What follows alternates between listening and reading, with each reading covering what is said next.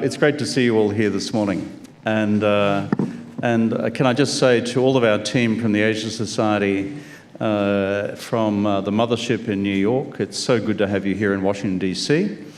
For the Asia Society family from around the rest of the United States and around the world, so good to have you here in Washington, D.C. as well. And for this Asia Spotlight Conference, I'm so glad that this long-standing vision with Henry Cornell's strong financial support has come to reality. And that is to use this as an opportunity to bring together all the Asia Society's expertise to reflect on the major challenges and developments of our time and find a strategic landing point which works for us all. That's the mission of the Asia Society. I know a little bit about that because I used to run the show. And I didn't leave the shop too shabby when I left. And it's so good to see the institution in such great and grand health as I've seen it since you've all arrived here in Washington, D.C. The panel that we've got for this next session has been given the topic of a geopolitical outlook, Asia's decade of living dangerously. You can blame me for the phrase, the decade of living dangerously. It's what I used in the book called The Avoidable War, which came out a year or so ago with Asia Society's support back when I was president. The reason why I chose that phrase, and I assume the team have applied it to the session this morning, is that if you stand back from the cut and thrust of each day and developments in domestic politics, the economy and the military, and in technology, then we need always to go back to what I describe as some geostrategic fundamentals. And the geostrategic fundamentals remain as follows. Number one, Xi Jinping's China has indicated for the last 10 years that it is not status quo. It wants to change regional realities and to change global realities, and to do those changes in a manner more compatible with China's interests and values. This I take from China's own official statements and its own internal political discourse. Of course, the United States and its allies have had a different view, and they have been much more opposed to the idea of changing the status quo in the direction which China has sought. Of course, where this reaches its sharpest edge is over the future of Taiwan. It reaches its sharpest edge over conflicting territorial disputes in the East China Sea and the South China Sea, and along the Sino-Indian border, and more broadly in the institutions of regional and global governance. So when we talk about the decade of living dangerously, it's because these underpinning geopolitical forces are in fact at work and rubbing up against each other, manifest in different ways at different times and on different issues. My second point by way of introduction is simply this. So what happened in 2023 to, shall we say, soften that trajectory? Well, a few things, I think. The first is, from the Chinese lens, and China looking at the period ahead, that starting from the Bali summit between President Biden and President Xi at the end of 2022, navigating with some difficulty our way through the grand balloon incident, which literally occurred a year ago. And then thirdly, through most recently, the San Francisco summit between President Xi Jinping and President Biden. There have been some underlying dynamics of driving change, in my view, from Beijing's lens. One, I think, has been China's view that because of the difficulties in its own domestic economic growth performance, it was time to bring down geostrategic tensions. China's growth, as we know, in the period following the abolition of zero COVID on December the 6th in 2022, has been difficult. This is registered loud and clear in the halls of the leadership in Beijing, and there's been a conclusion that we need, as far as China's concerned, to refocus on rebuilding the growth numbers. And you can see this in a number of policy shifts on the economy which have unfolded during the course of 2023. There's another reason, I think, which has caused China to reflect on its previous course. And I think those are the cumulative impact of China's approach to wolf warrior diplomacy. This didn't work so well. It tended to create more problems than it solved. It created more enemies than it made friends. And the cumulative reflection on that in Beijing was that this was not a wise course of action to continue. So if I reflect on China's relationship, not just with the United States, but with countries like my own, Australia, but other parts of the world as well, Europeans, the neighbours, the Japanese, the Koreans, etc., even our good friends in Vietnam, and I acknowledge my friend and colleague, the Vietnamese ambassador, who's with us today, you can see some change. Not universal, but you see some evidence of that. So what about Uncle Sam? What about the United States? If these are some of the factors driving Beijing towards a desire to bring the temperature down, that is, problems in its domestic economic performance, plus unnecessary and unacceptable levels of foreign policy and security policy friction with neighbours and countries around the world, Washington has judged, in my assessment, that it is also useful for the year ahead to bring down the geopolitical temperature in order to reduce the risk of crisis, conflict and war by accident, metal on metal in particular in the South China Sea, across the Taiwan Straits, where if you look at 2023, there have been a truckload of incidents and near misses between aircraft and involving naval vessels. That, I think, has been Washington's lens. And so the confluence of those interests, I think you see reflected in what unfolded at the summit in San Francisco most recently. My third and last point, as we move to the panel, is the big question which we confront, which is, are these changes, therefore, likely to be short-term or long-term? Are they likely to be tactical or strategic? This is an open question. I've read carefully the internal literature in the Chinese system, most recently quite a long article in the Communist Party's theoretical journal called Qiu Shi on Xi Jinping's delineation between tactics and strategy. Strategy is for the long term, and it's about China's ultimate ambition concerning the great rejuvenation of the Chinese nation and China moving to a more prominent position in the region and the world.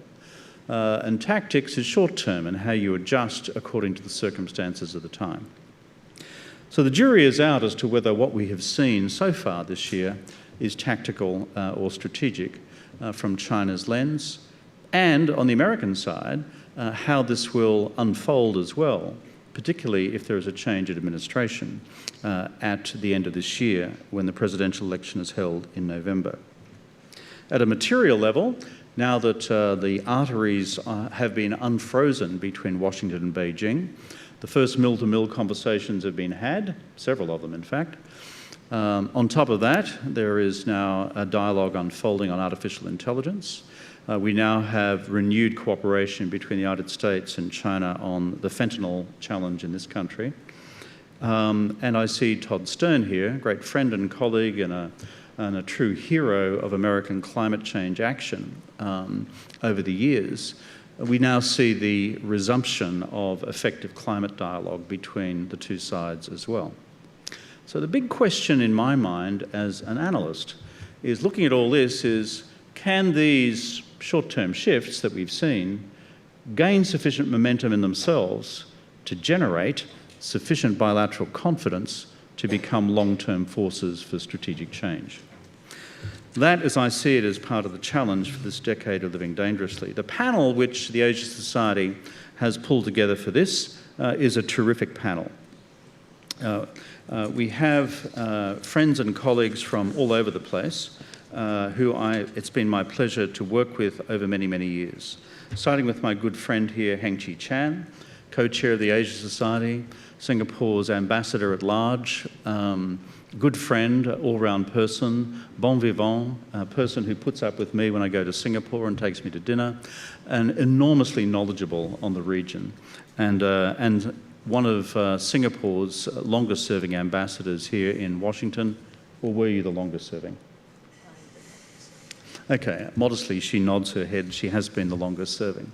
So enormous expertise, and we're so glad, Heng Chee, to have you with us. My good friend Cui Tiankai, former ambassador to the United States, and rivaling Heng Chee as his country's longest-serving ambassador here in the US. I won't say publicly last night what ambassador you told me about the length of that service, but in this room, we admire the professionalism you've brought to what is a complex challenge. And we certainly wish you well on what we know will not be a full retirement in Beijing. And thank you for joining us. Raja Mohan, who is a friend and colleague from India, Asia Society Policy Institute Senior Fellow in Delhi. I was delighted when I was president of the Asia Society to bring him on board. He is India's foremost analyst of his country's foreign policy and security policy. He's a public intellectual within the country, appears in multiple forums and forms of the Indian media, and we're so proud to have you representing the Asia Society in India. And we also have Takeo Mori, former Vice Minister for Foreign Affairs of Japan, first a career diplomat, and like me, entered the service back in 1983. You've weathered much better than I have, my friend. You look much less shop-worn than I do. Served previously in Germany and in Singapore, has been Chief of Staff also to his own minister before being appointed Vice Minister. It's so good to have you here as well, reflecting Japan's view. And Dino Jalal. Dino I've known since the Mesolithic period, and Dino is a wonderful expression of what I describe as the vibrancy of the new Indonesian democracy. I first got to know Dino well when he was a senior advisor to then President Susilo Bambang Yudhoyono in Jakarta. And we have been party to so many discussions over the years that I know him to be not just deeply knowledgeable in terms of his own country's politics and foreign policy, but also those of the wider region as well. He's also the founder of the Foreign Policy Community in Indonesia, which is one of the countries and regions' most active foreign policy think tanks, and a person who is wise in his observations about the region, the United States, himself also having served as ambassador here in Washington. So friends, you have before you a superb panel of people who know what they're talking about. I've simply posed some crude questions. Heng Chee, over to you.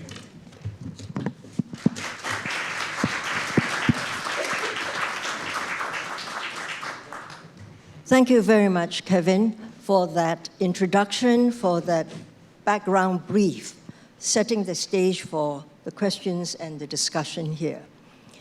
You know, Australia is part of the region. We are having regional perspectives here. Australia is in Asia, and I think of Asia. Some question that. This morning, we've had two provocative discussions and very interesting discussions. And it struck me, and I'm sure it struck you, that much of the discussion on the Asia geopolitical outlook was focused on China. In fact, in the panel with the journalists reporting on Asia, it was not until the third speaker from PBS, and then I think it was Edward Wang from New York Times, that I heard South China Sea, and I heard the Korean Peninsula. Everyone was talking about China. Well, you're going to get a variety of perspectives on this panel. We have Indonesia here, Japan, India, and China speaking. And I would like them to have more speaking time than the speakers did have on the last panel, because it's not often you get such distinguished voices from Asia all on one panel. So I propose to give each of the speakers about 5 to 7 minutes to give us their take on the region. Then I propose to pose a couple of questions. But really, it is for you to ask them questions because you really don't have an opportunity like this. But if there's a drag, I'll come up with more questions. So let's begin. And I propose to begin with Indonesia, because you're from my region, Dino, and Southeast Asia does not get a lot of speaking time in this town. So Dino, floor is yours. Okay, and please alert me when my time is up, yeah?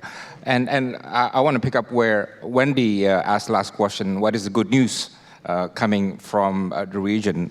And there's plenty of good news, yeah? I mean, if you look at, for example, the 4 major conflicts in the world, North and South Korea, Israel, Palestine, Russia, Ukraine, South China Sea. South China Sea is the only conflict where both sides are talking and discussing on how to manage the conflicts. Right? And Southeast Asia, you see digital economy is growing, connectivity is growing, the middle class is growing strongly, and relationships among Southeast Asian countries are relatively stable and with a great deal of cooperation. I know the title of this event is the Year of Living Dangerously, but I think Southeast Asia has had the benefit of experiencing regional resilience, and I think we have been able to design what I would call an anti-hegemonic regional design, in the sense that in our region, no country from outside the region dominates, and no country from inside the region dominates. If any country from the outside wants to play in Southeast Asia, they have to play by the rules set by Southeast Asian countries.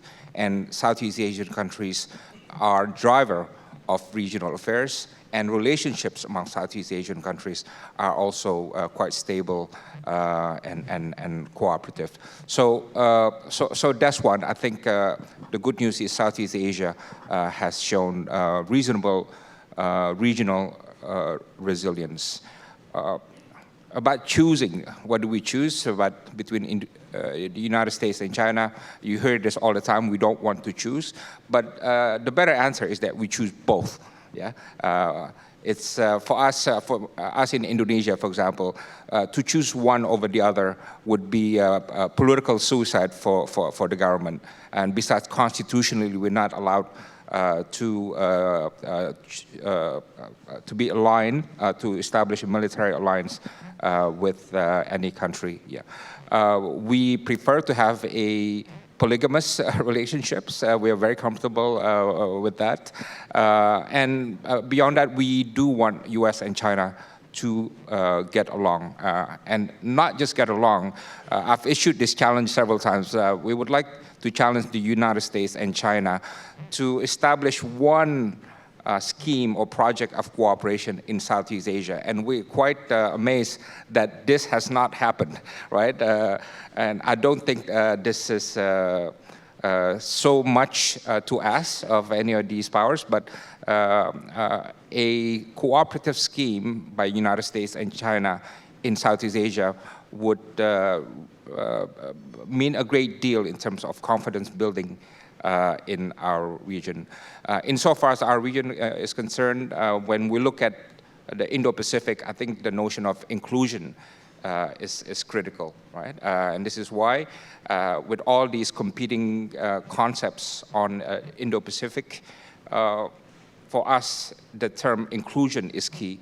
And why is that key? Because we do not want any regional design which excludes China. Right? I think no regional design can be durable if it excludes or marginalizes one of the key powers in the region. So for us, inclusion is very much important in how we see the regional architecture. Maybe the last point before I give the floor to the others. Look, the U.S. and China, you need to earn your spot in Southeast Asia. My organization, we just did a survey of Southeast Asians, government and non-government people, and we asked them their opinions about the United States, China, India, and Japan. And it shows a lot that you need to earn your seat at the table, right? What I'm saying is, look, if you don't do your work, the region moves on and leaves you behind, right? Let me give you some interesting findings. The United States is seen as the country with the most political and strategic influence, and China comes out second. China is seen as the most coercive power, 49%, but U.S. also is seen second to that, 37%. China is seen as a country with hegemonic ambition, 49%. U.S. also at 31%. Least trustworthy country is seen to be China at 43% and the United States at 34%. But U.S. is seen as a country that is most likely to intervene at 47% and China at 36%. And the country that is seen to be most likely to use economic measures for political objective is China, 57%, and the United States at 29%. So as you see, these numbers will keep going up and down, yeah? But the point is very important for the United States and China, just really to work to earn your spot and trust in Southeast Asia, and especially for the United States. I think your public diplomacy really needs to be upgraded. You have really skillful diplomats, but I don't think they're funded enough to pursue a public diplomacy campaign that is on a par with China. Yeah, maybe I'll stop there. Thank you, Dino. I will go to Minister Mori now.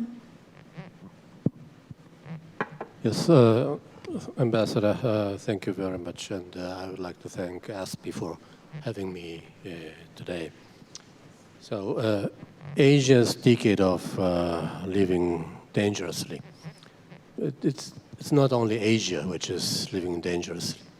We, or the world, has entered a new era.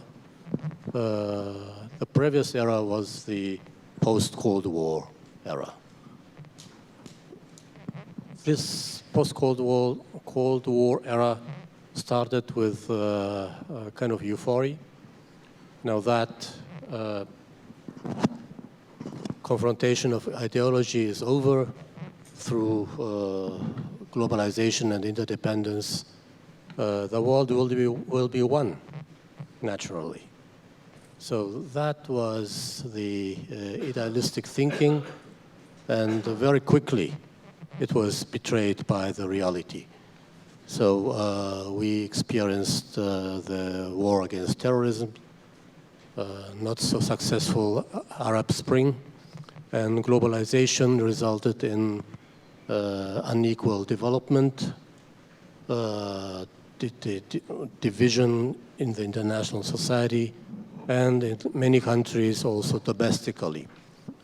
And it also created big gaps in the military balance. So the old world was very much destroyed. Without that, people got aware of that. In G20 and in various fora, we pretended that yes, the world will be one based on universal values. And the West was the most persistent in believing in universal values. But the Russian aggression on Ukraine blew up all this, and there was a kind of downburst. Since that, it is so rare that we talk about universal values. The world is fragmented. There is competition of nations. That is the key word.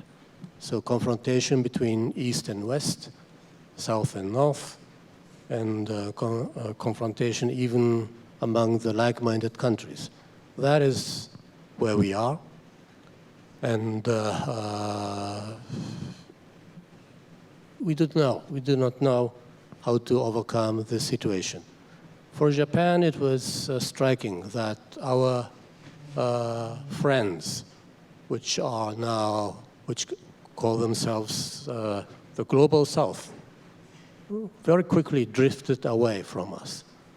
And I think that was the result of a long period of time when we did not really take care of the problems which those countries had.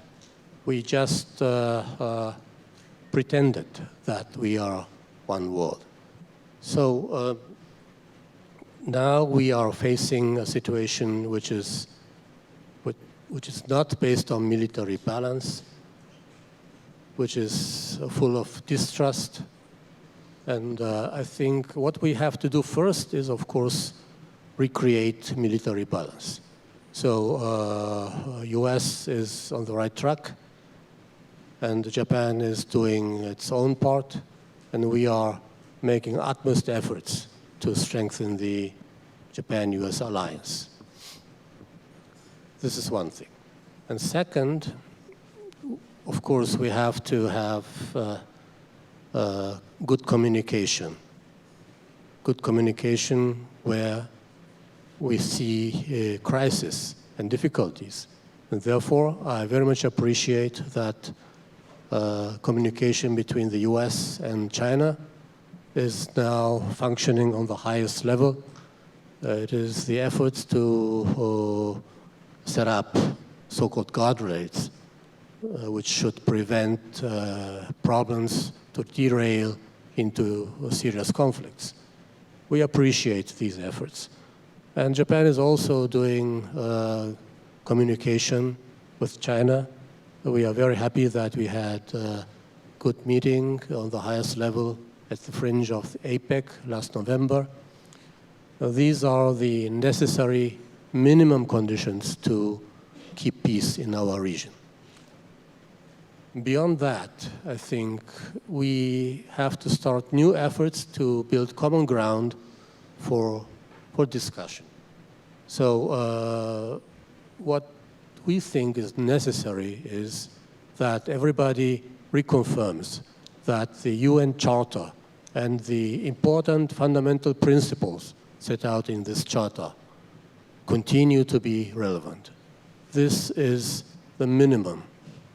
And these includes equality of sovereignty, respect for territorial integrity, and prohibition of use of force. If that is denied, then the mankind must go back to the 19th century or before. So we had a meeting in Hiroshima at G7 together with guest countries, including India, Indonesia, and Brazil. And we all agreed that these principles must be obeyed. So I think this is the start of having profound discussions on how we reconstruct the world. In this context, I have to say that I'm very disappointed that still now many countries keep their neutral position concerning the Russian aggression against Ukraine. We are disappointed. And we are disappointed that some countries even support Russia, even after this aggression. This is something which is very disturbing. So in our region, we would like to continue our efforts in accordance with the common concept, the free and open Indo-Pacific. So this is a concept which was endorsed actually in the last months of the Trump administration. And that was also, the support continued in the Biden administration. We continue to do actual actions in order to facilitate this concept. This concept is not based on values like democracy or human rights or so. It is that the minimum is that every partner should respect the rule of law and freedom of navigation and free trade and connectivity.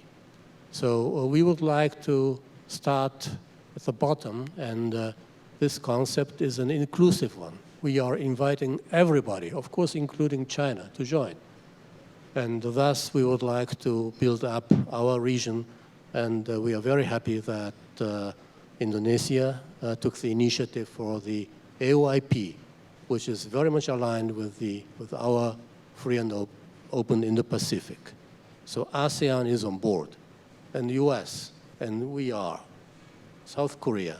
Everybody is now getting on board on this concept, how we should live together. So I hope that we can continue this path together also with China. Thank you, Mr. Mori. Raja, your turn. Good morning. Wonderful to be here this session with all of you. We already had quite a stimulating discussion. So let me just make 3 points on the subject of this panel. The first, to start from Prime Minister Rudd's proposition that Raja, can you bring your changes mic up? have produced. Raja, bring your mic up. Okay, the first point on how Xi Jinping's changes have produced a number of consequences. I would say India is perhaps the most affected by some of the changes we've seen in Beijing. You talked about U.S. China relationship being bad, but at least we see some engagement. But the India-China relationship has never been as bad as it is today. Very limited engagement. We have 60,000 troops standing face to face at about 17,000 feet for the 4th winter in a row. That's where we are. There was a point in 2020, the tanks on both sides were pointed at each other, which are really barely 100 meters apart in the high Himalayas, just to illustrate how bad the situation is. While China seems to be engaging US, Japan, Australia, it has not been possible, at least for India, to see any fundamental change in the way China is dealing with India. The issue is really, at least from Delhi's perspective, Deng Xiaoping's changes away from Mao Zedong saw enormous improvement in the India-China relationship. And Xi Jinping's move away from Deng Xiaoping's good neighborly policy has produced a range of negative effects, and I don't see how we're going to get over that in the near term. The Chinese say, look, let's put the border aside and start getting back to business. India is saying the state of the border will define the state of the relationship, because the trust that was built in 30 years, where large troop movement would not take place, there would be no surprise exercises close to each other's borders. Many of those confidence-building measures that were built have simply collapsed. So we're really at a new place. If and when we start engagement, we really have to reinvent the whole question of how to manage the complex border and what is the balance between border and the other issues. That brings me to the second point. So when I talk to my Chinese friends and I say, look, how do we end this stalemate? How do we go forward? At least one answer I get is that really, what's the point? You're already allies of the United States. Now, this is somewhat, I tell my Chinese friends, look, you've been closer to the United States much longer. Even now, you have a thicker, denser relationship with the US than India has. Why is it that our relationship with the United States is such a problem for China? Because China has lived with US troops in Japan, in Korea, all across the First Island chain. But it's only with India, for some reason, maybe I'm wrong, that the US relationship is put front and center. So that brings me to the triangular relationship between India, US, and China. It's true that India and China never had good relationship with the US at the same time. So we're at a point today U.S. China relationship, there's some tension, while India-U.S. relationship has dramatically expanded in the last few years. But I would think, as two large neighbors, we have to solve our problems irrespective of what the U.S. does. There'll be one president today, there'll be another president, they might be in, they might be out. We are large Asian nations, we need to solve this problem, and I think that requires really a fresh start, and at this point, we're not at the start. A third, let me say something a little more controversial, looking to the future. I would say, I don't know how many of you have heard the phrase post-China world. This is Ruchir Sharma, who's one of the financial analysts from New York. He's basically saying the kind of paradigm that we saw after 71, 79, the 4 decades of China's economic growth, and the merging of Chinese and the US economies, we are not in that place. Whether it's demographic, whether it is the trade tensions, we're going to see a new phase in the US-China relationship. And I think what it does, this post-China world, I don't think Chinese power is going to go down anytime soon, because they'll still be the second largest economy, the second largest military.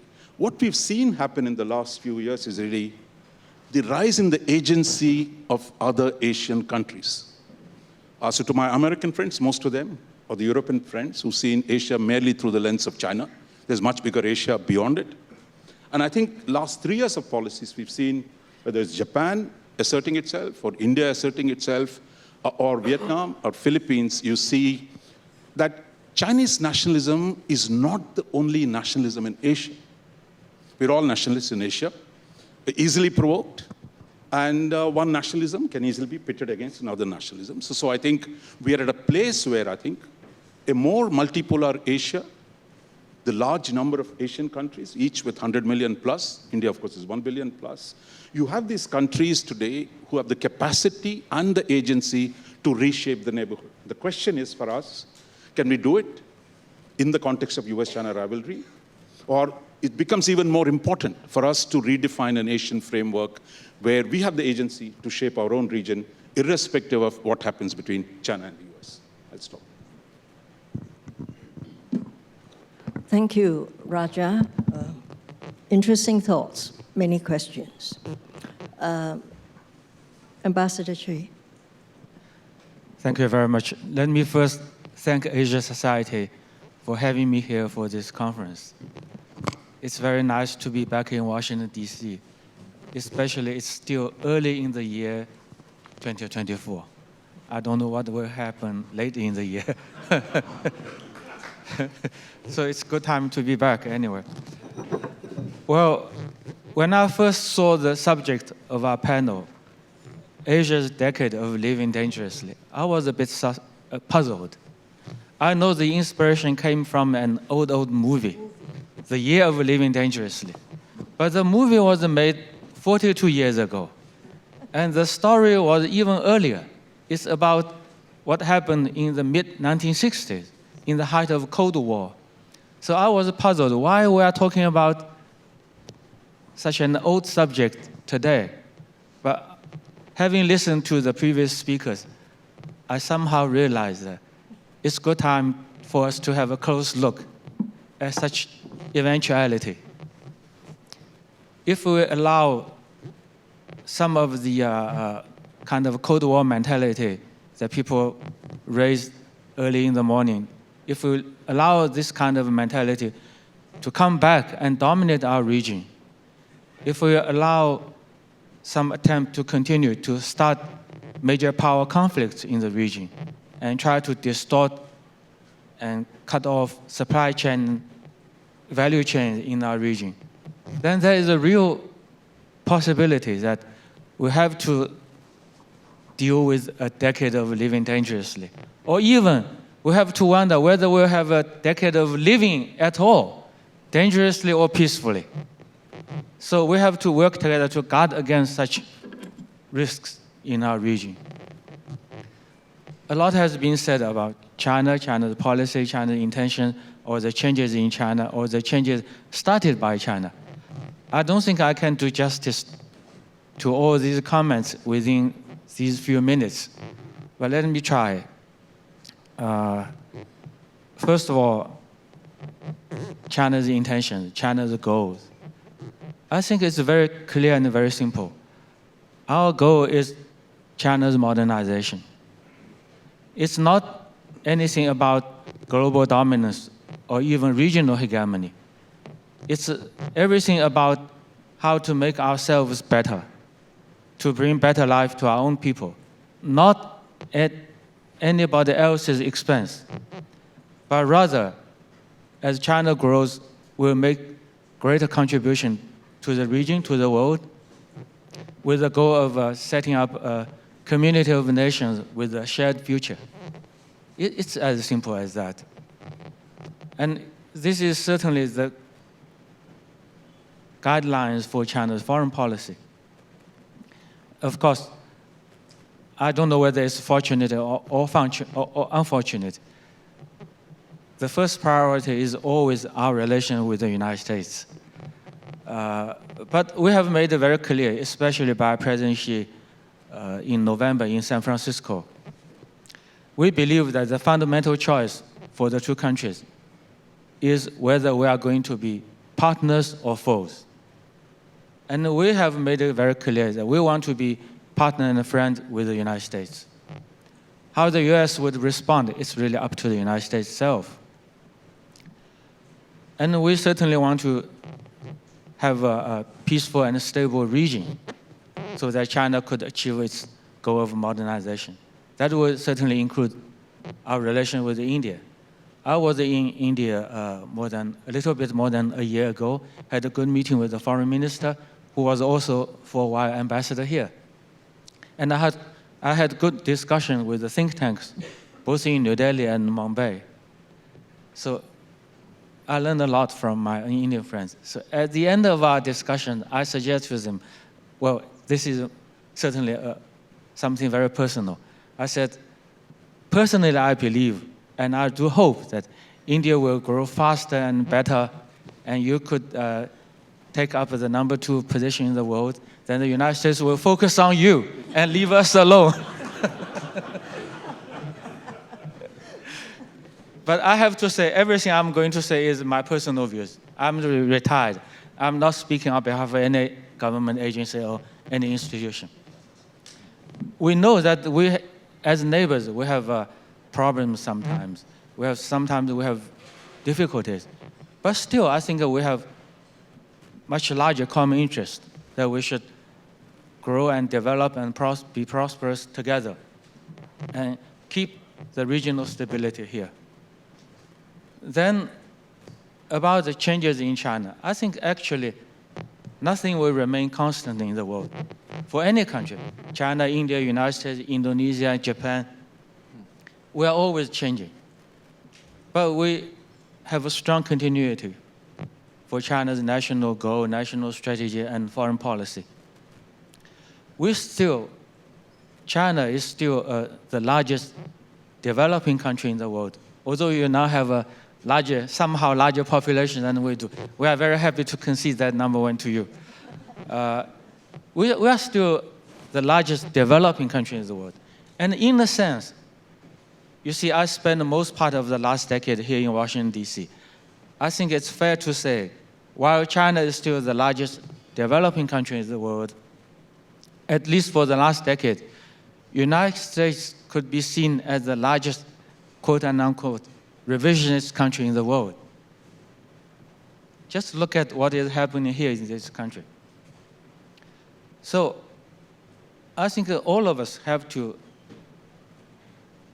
adapt to the changing world, have to make sure our policies are based on the right perception, and to have to identify common interests and mutual needs, and try to work together. This has been our goal all along. And then maybe last word on Taiwan, because a number of people touched upon this question. Basically, the election in Taiwan was a local election in China. And people are talking about how China will achieve its national reunification. We will achieve reunification one way or another. But we certainly want to do that in a way that will best serve the national interests of the entire Chinese nation, including people on both sides of the Taiwan Strait. We will certainly do it in a way that will serve the larger interests of regional stability and peace. We certainly don't want to see a situation where Chinese are killing Chinese. That's not our way of doing things. We have a long history of civilization. We have the Asian wisdom. We have the Chinese ways of doing things. We will not fall into the trap somebody may be preparing for us, that they will supply military assistance, they will supply weapons for a proxy war, and Chinese will be killing Chinese. We will not fall into that trap. So maybe I should stop here and respond to the question. Thank you. Well, thank you very much. A lot of points have been made, each from a different perspective. But I think in everything we've heard from each speaker, you've heard of lack of communication, you know, Mr. Mori wants better communications. My friend Dino, you know, is concerned that, you know, we have to work on building confidence, and we are not doing confidence building.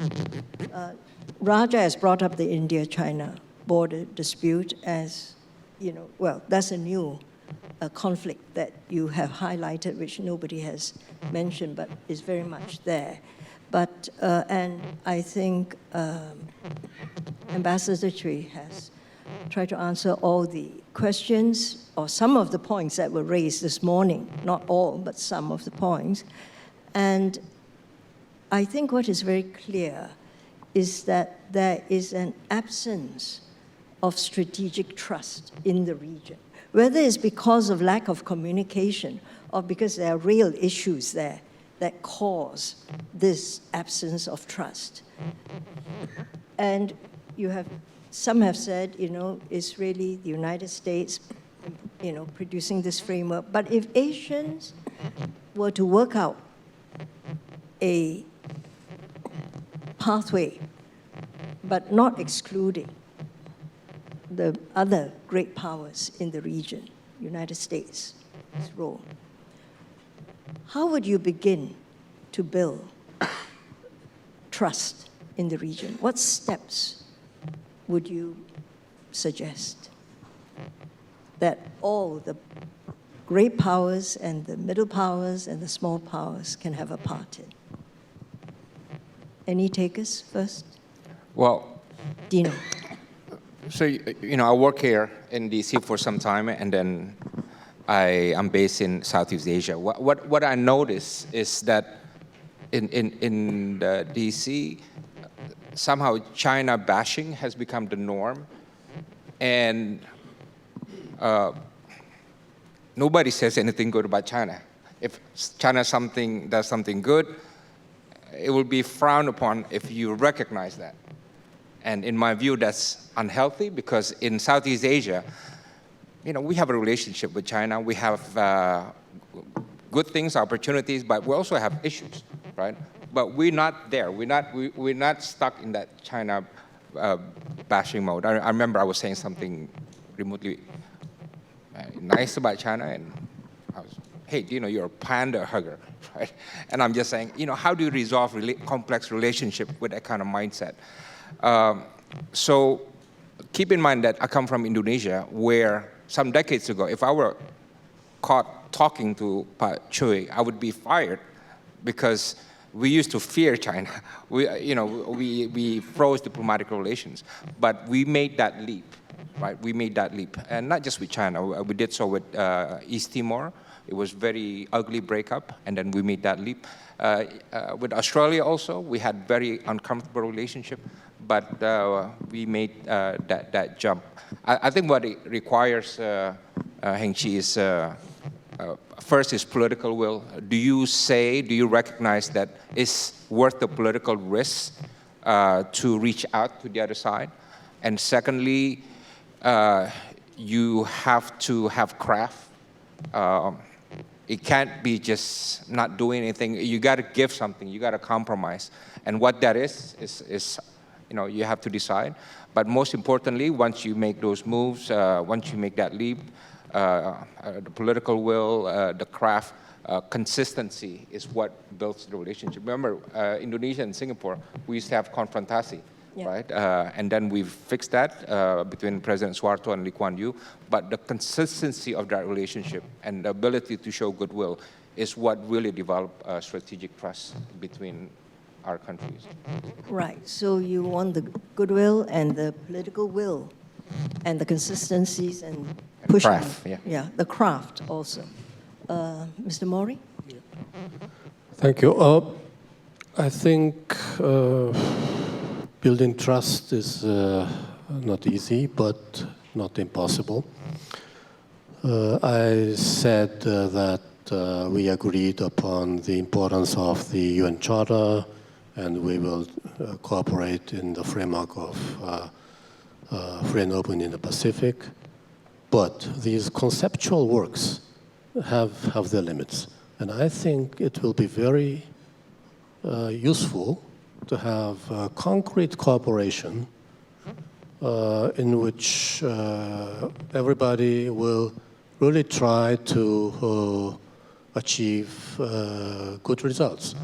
So, for example, well, it's just an example, but if we have common interest in somehow creating good ideas for how Gaza should be administered after the crisis. So if we in Asia could get together and have discussions on how Asia can contribute to that, that may be, for example, one idea to really see into the eyes of the partners. And I have another idea, and that would be discussion on what we do with the cooperation between North Korea and Russia. I think it is really our common interest that this kind of cooperation does not continue. So North Korea delivering ammunition and Russia giving North Korea technology for ballistic missiles and I don't know what. So this is really not in interest of everybody here. So why can't we have discussion on those issues? So common interest, common concrete projects together. This is, I think, something which could be interesting. And sorry, one more point. I think it is very important that the tourists go back and forth much more. So in the Japan-China relationship, I think the huge wave of Chinese people coming to Japan changed a lot the perception of Chinese people on Japan. So this is a little bit stagnating after COVID, but I think that will be something which, once again, accelerates mutual understanding between Japan and China. Thank you. Thank you, Mr. Mori. You gave actually not small ideas, they're big ideas, working on a Gaza solution and, a North Korea stabilization, and North Korea's relationship with Russia. I have a proposal, but it's small, but I'll listen to the others first. Raja. Okay, I think trust is important. It's a necessary condition to improve things, but it's not a sufficient condition. I think mere trust building is not enough. It won't work if we don't address the causes of the problem. That is, so rather invoke Chairman Mao to say, you have to walk on both the legs. You have to build confidence building measures. You have to develop guardrails because communication, crisis stability, those are very important. But the sources, the problem that creates the crisis is something else. So therefore, you have to address on both the fronts. And I think merely talking about trust without addressing other questions, the root causes, I think we have a problem.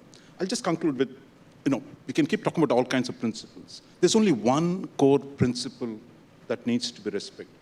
You don't take the territory of your neighbors by force. if we come to an agreement on that, that territories can be changed, and Europe has changed it so many times. Okay, this is still going on right now, the violent means. That peaceful change of borders is acceptable, but trying to change borders by using force, by using historical claims, I think that is what creates problems. Therefore, I think there was a time when all of us said, look, let the sleeping dogs lie, let's stabilize these frontiers, let's work together. I think we need to go back to the Deng Xiaoping model. Good neighborliness, focus on economic growth rather than revising or reclaiming historical territorial claims. Because as I said, all of us are nationalists, we all love territory. Thank you. I really have to move this fast. Ambassador. Well, I think, honestly, the level of strategic trust between some of the major powers is very low now. Yeah. And this is causing a lot of concern, a lot of trouble. But we have seen some positive development, things in the right direction more recently. For instance, the summit between China and the United States in San Francisco. And the message given by President Xi when he was speaking to the American public, it's a very clear and a strong message of friendship and goodwill. So in order to restore mutual trust, we need goodwill to start with. And we need good faith to keep it. You could make very good policy statements, then the next day you throw it all of it away. Yeah. You lose credibility.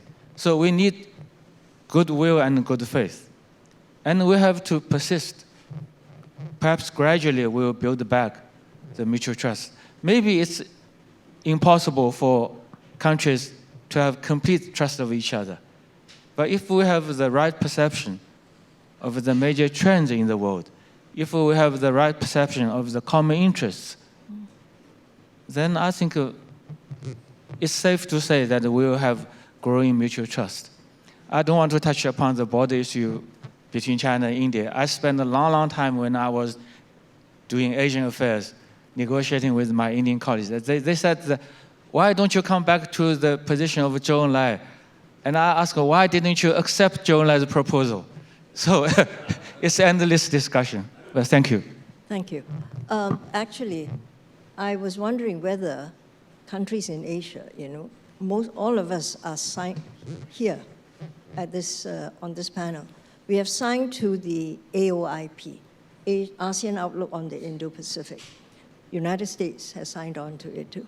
Can we do some vaccine cooperation? And to deal with the next pandemic, not the past pandemic, we all worry about disease X. Can we start talking about that? Little steps, start working together, because right now we are not. So bringing some people together. So that's a very small, low ambition suggestion. So now let me throw this, let's give the audience an opportunity. Yes. Can you identify yourself and say where you're from, because it helps them? Yeah, thank you very much. Fantastic panel. My name is Phelim Khan. I work for Politico. I have one quick question, because I know other people... Politico. I want to ask one question. We were looking at the very real possibility of a second Trump presidency. Yeah. My question to all of you, Ambassador Djalal, Vice Foreign Minister Mori, Dr. Mohan, Ambassador Cui, what does a second Trump presidency mean in terms of the decade of living dangerously? More dangerous? Less dangerous? I love your ideas. Thank you very much from each of you. Thank you. You took away the question I was going to pose to them, but fine. Terrific. Anyone first? Or you want to go first? Yeah, brief. Southeast Asians, we work with every democratically elected administration in the U.S. So our track record has shown that. But I'll be honest, because I'm not government official anymore. So I think what we associate with Trump is unpredictability, and even volatility. Yeah, we just don't know where he's going next. And that adds to a greater deal of uncertainty. And I want to remind that his message of America first didn't sit well with many of us in Southeast Asia because we expected U.S. leadership, and that would be contradictory to the doctrine of America first. Yes, Raja. Look, I think we don't have a vote in the U.S. elections. We get consumed by what happens from February to all the way down to the November time. Because the whole world is looking at this election doesn't mean we have a vote or we have a veto over what the U.S. does. So we have to deal with whoever gets elected as the president of the United States. For us, I think, as a dispassionate observer, the changes that we've seen under Trump and which have continued under Biden, for example, in relation to trade policy, they're a result of structural changes in the U.S. domestic politics. So I think it's not something we simply saying, oh, there's no economic component to Indo-Pacific. Look, if domestic politics in the US has changed, we have to deal with that new reality rather than simply saying, oh, Trump is bad, Biden is good. It's really not, we don't have a dog in the fight, but we have a dog in the consequences of what comes out of this fight. Yeah. Yes, the two officials are slower to take up the mic. Mr. Mori or Ambassador Chee? Well, difficult to answer this question. I'm also not any government official, but still rather difficult to answer.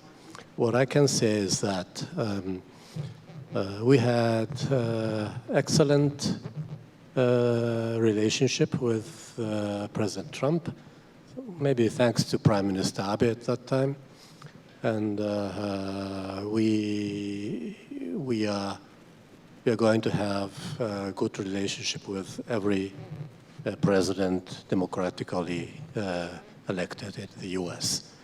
So having said that, we are, as an ally of US, very much worrying about how much the American society is divided.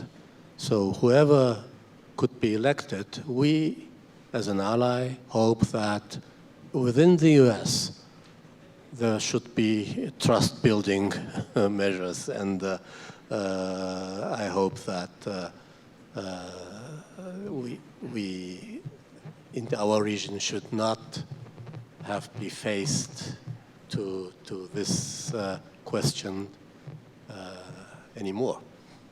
So this is probably maximum what I can say now. Ambassador.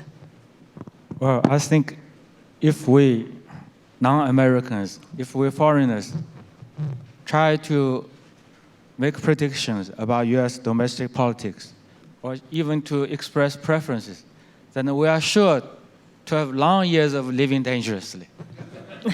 So we are not going to do that. But at the same time, what happens here in the United States will have a major impact on the interests of the rest of us. Hopefully, my American friends will be more aware of this. And when you make policies, when you make choices, when you take actions, please take into account the legitimate interests of other countries, including China. But for us, we have very simple hope that there will be continued bipartisan support for stable and constructive relations with China. There will be continued bipartisan commitment to the One China policy. That's it. Thank you. Yes, Thierry.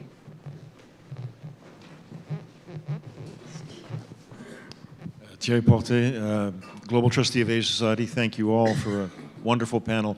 My question is for Dr. Mohan, who's talked a lot about India-China challenges, but I'd like to turn to something else, which is India is a member of the Quad. India is also part of the BRICS. India has strong relations with America. India has quite strong relations with Russia. And my question is this magic, the Russia-US relationship that India now benefits from, and I think there are substantial benefits economically, is it sustainable over the longer term? Look, I think it's the way you framed it, it looks very symmetric. But the relationships are not symmetric. As I said, look, we might be sitting in the BRICS and the RIC, along with our Chinese friends and the Russian friends. But as I said, we have a serious conflict going on between India and China. We're trying to decouple, at least as much as we can on the economic front. We're trying to reduce our technological exposure to China. That's the reality. So that reality shapes what India does in the Quad and what India does in the BRICS, for example. When the BRICS wants to issue an endorsement of Belt and Road, they have to mention all the other countries and drop India's name.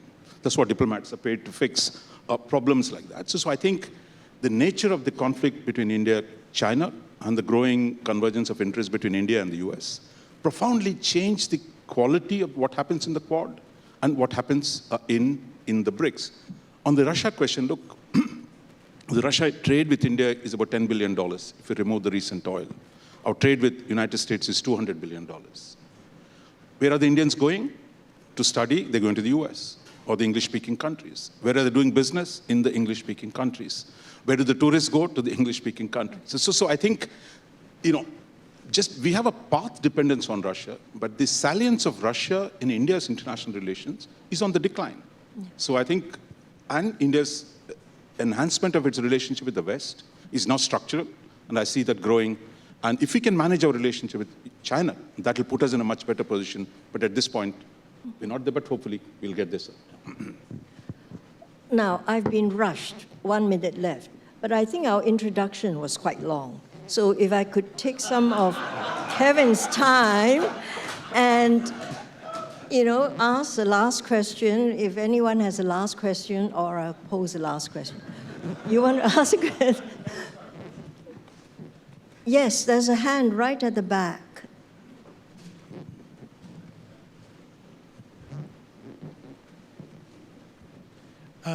Ambassador Chan mentioned the next pandemic, by which we usually mean infectious diseases. But there's already a pandemic in China and in India of cancer and diabetes, and soon Alzheimer's.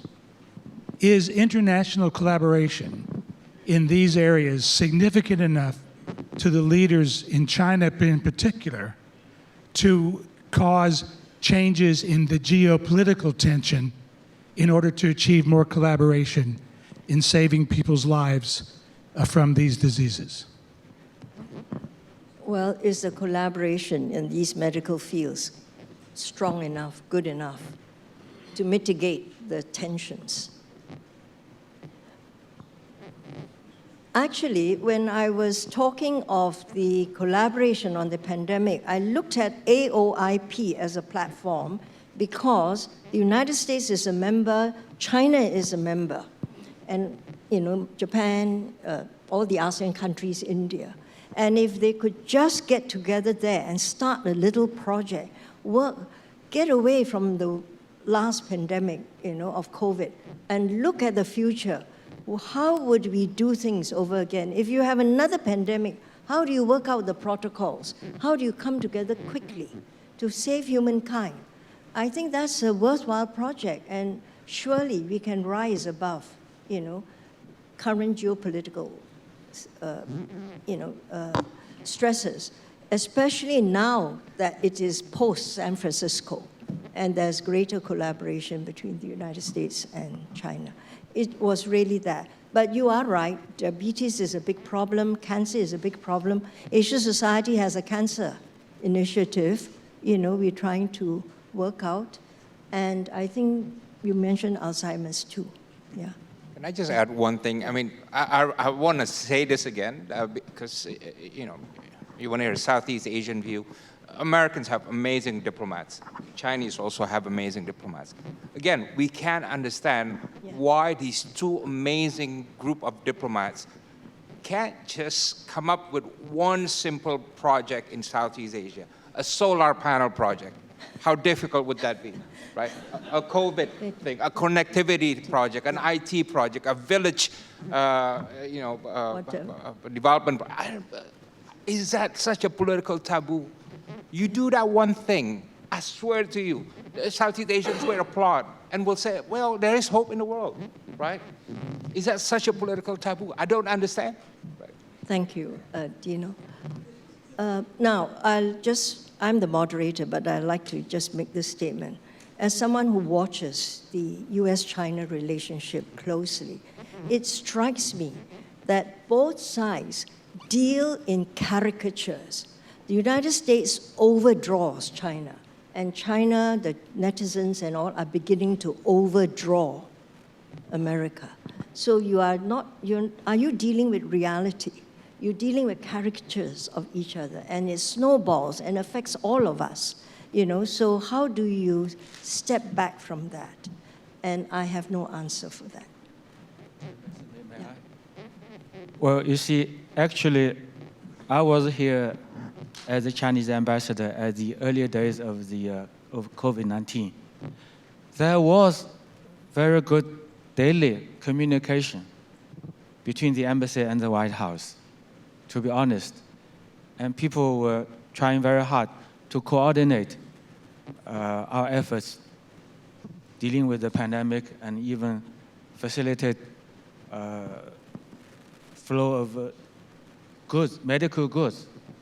Then the political situation changed, so everything was blocked. That was very unfortunate. We should have done a much better job responding to COVID-19, but because of the political difficulties, or maybe, as we touched upon earlier, lack of political strategic trust, we did not do that. It's very unfortunate. But I believe this is an important area of cooperation, not only between China and the United States, but also globally. And we also have climate change, we have AI, and all these new technologies. We have to work together.